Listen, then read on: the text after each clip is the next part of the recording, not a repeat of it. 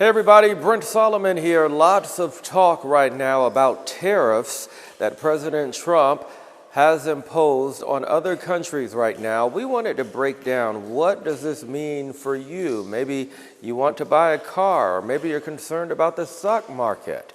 We contacted a business professor at St. Louis University. Listen to our conversation.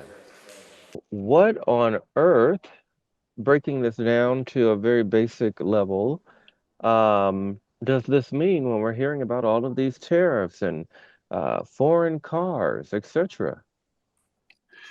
Okay, well, this is day two of the new tariff era. And remember that President Trump's first book was The Art of the Deal. And I think what he did yesterday was launch a raft of deals all over the world. Uh, it's not clear what he is trying to get done. His own people are saying things like there won't be any negotiation. And later in the day, Trump himself said, "Oh, we're going to negotiate." So the fact is that the tariffs Trump announced yesterday were literally his first act in a negotiation. So it is probably more extreme than anyone would expect. But what he's already seeing are the leaders of the major nations in the world are already talking about coming to the US hat in hand to negotiate one-on-one with the president. That's what he wants. He has a whole list of things that he wants from different countries.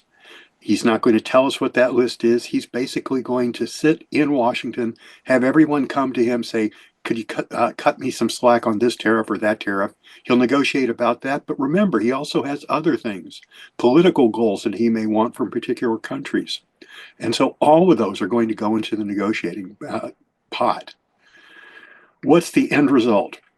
The one clear end result we're all facing right now is a lot of uncertainty. No one knows what is going to be, what's going to wash out of this. There will be more tariffs, but how much more, what countries for what products, that we don't know. So the best thing to say right now is save your money. We're probably going to need more of it. We don't know yet how much, where, or for what, but we will need more money if these tariffs go through in any way, shape, or form. Let's break down the foreign car aspect of it. So let's say I'm on the market for one, right? Do you think, or let's say I'm a salesman, is this impacting business, you think? Oh, no, it's absolutely going to. The smartest thing to do is to assume that the tariffs are going to add cost. So if there is a foreign car you're interested in and you've got the money for it, now is probably a better time to do it than waiting to see what shakes out after the tariff. Remember, foreign cars are also have parts from China, just as ours do. And those parts are going to go up even if the price of the tariffs from Europe are lower than they are from China, because the Europeans are paying China for the parts, but those parts are going to hit American tariffs when they come in. So right now, if there is something foreign that you think you like and you've got the money for it, this is probably going to be a good time to buy it. Prices are going to go up. Supply chains are going to be facing some real shocks. So there are things that we don't know. If you are looking for a car that has a lot of parts from all over the world, the actual cost of that's going to take weeks, maybe months to shake out. So then, implications with the stock market? You've seen today that the stock market has been taking all kinds of dives. The stock market depends on predictability, knowing what's happening.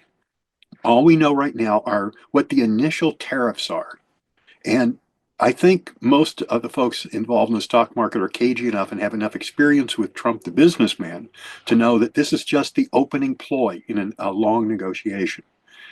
But because we don't know exactly what the president is trying to achieve and what kind of numbers he will be satisfied with, we're a far cry from knowing what to expect.